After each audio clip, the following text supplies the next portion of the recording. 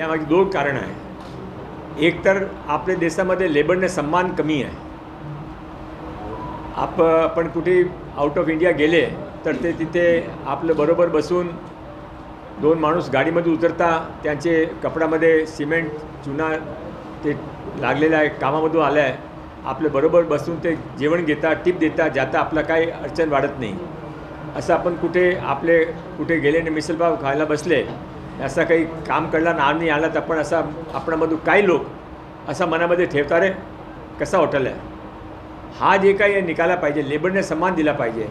आमच्यात असा तरी प्रयत्न आहे की ते आता नाम पण चेंज करू आम्ही, ते प्लंबिंगने वॉटर इंजिनियर म्हणून असा आमचा एक प्रयत्न चाललेला आहे.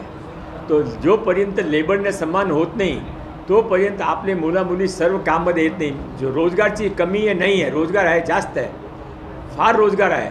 प्रत्येक कंपनीमध्ये एक HR डिपार्टमेंट आहे, त्याने कामही लोकांना शोधायचं आहे की रोजगारसाठी. पण रोजगार कोण घेता? आपले लोक कमी घेता, बाहेरतून लोक तिथे घेता जे काय करायला तयार आहे. हा स्किल अपग्रेडेशन करून आपले महाराष्ट्राचे मुली रोजगार मिळावे हा आमचा प्रयत्न आहे. एक स्कीम आली होती सर 6 महिने 8 महिन्यापूर्वी निवडणुकीच्या आधी एक स्कीम आली होती, इंटर्नशिप योजना आणली होती. मग इंटर्नशिपवाल्यांनी आंदोलन केलं आणि त्यांचं म्हणणं होतं की आम्हाला सरकारी नोकरीमध्ये समाविष्ट करा. त्या योजनेची आता काय स्थिती आहे? मुख्यमंत्री ते पूर्वीपासून त्याने सांगितलं आहे की सरकारी योजनेमध्ये समावेश ते इंटर्नशिप आहे, त्याने एन्जॉय करा, तुम्ही काम शिका. ते 6 महिन्यासाठी होतं, त्याने 5 महिने एक्सटेन्शन दिलं आहे. ते नवीन ते सरकारी नोकरीमध्ये त्याने समावेश करणं संभव नाही आहे. लेबर पेमेंट म्हणजे करण्यात येत होतं आणि आता लेबर पेमेंट जो वाढीव होता पण आता पुन्हा कमी करण्यात आलं. याच्यामध्ये लेबर लोकांची नाराजगी पडते, काय सांगतात? माझ्या विषयाने ते लेबर डिपार्टमेंटचा विषय, स्किल संबंधित किंवा ITI संबंधित काय विचार मला माहीत पण नाही आहे. तुम्ही सांगितलं की कमी, तुम्ही सांगितलं मला बघावं लागेल काय कमी केलं.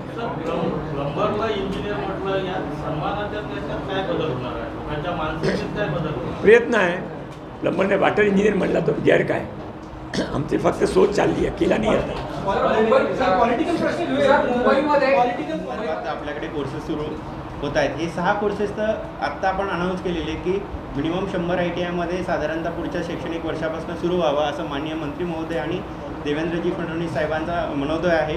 पण याचबरोबर आपल्याला जे डिजिटल मेकॅनिकच्या ऐवजी आता आपलं EVवर शिफ्ट होत आहे किंवा न्यू टेक्नॉलॉजी जी एव्हिएशनमध्ये आहे, अशी जर कोर्सेस सुरू करायचे असेल तर त्याचीसुद्धा मुभा तुम्हाला नवीन कार्यक्रमाच्या अंतर्गत दिला जाणार आहे. आणि त्याच्या संदर्भात पालकर मॅडम आणि योगेश सर विद्यापीठाने आणि MSBE बोर्डाने स्वतंत्र ग्रीन चॅनल करून तुम्हाला परवानगी देण्याचं ठरवलेलं आहे.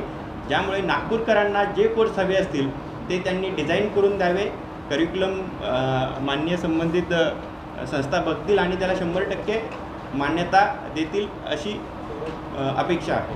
सो आपण आपले कोर्सेस सादर करावेत आणि विद्यार्थ्यांना किंवा इंडस्ट्रीला जे नीड आहे आणि ज्यातनं विद्यार्थ्यांना कॅप्टिव्ह प्लेसमेंट मिळतील असे कोर्सेस आपण शिकवणं अभिप्रेत आहे. त्यामुळेच ही PPP पॉलिसी आपण इथं घोषित करतो.